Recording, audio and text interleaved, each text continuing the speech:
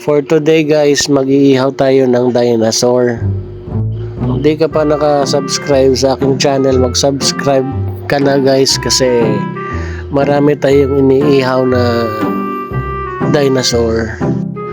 Gaya nito, dinosaur. So, samahan nyo ko guys, mag-iihaw tayo ng dinosaur. Una, dapat naka-manicure or pedicure yung ating dinosaur. Tapos pasuin natin yung balat niya para maging balat yung balat niya na parang totoong balat yung pagkabalat niya. Pagkatapos guys, gawin nating matulis yung kuko niya kasi para pag nakauras ka masakit at masusugat ka talaga.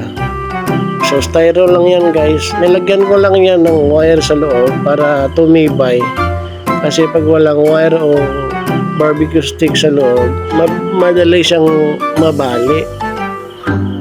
Saka dapat guys, nakatayo yung ating dinosaur, dapat nakabalanse yan. Kasi mahirap naman na pag nilagay natin yung dinosaur natin gegewang-gewang o kikempang-kempang. Dapat pag nilagay mo, stable siya.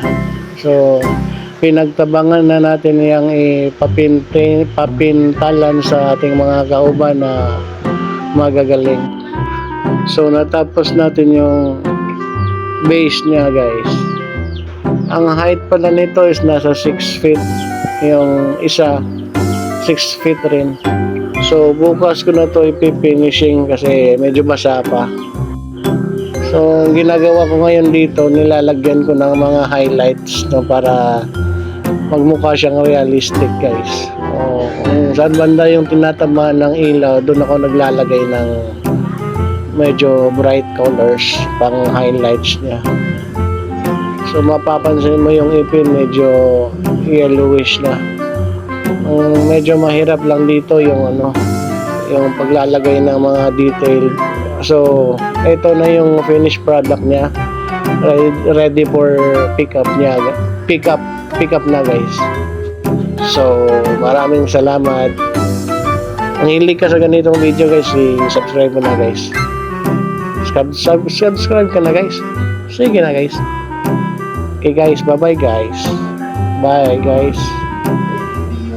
Bye na guys.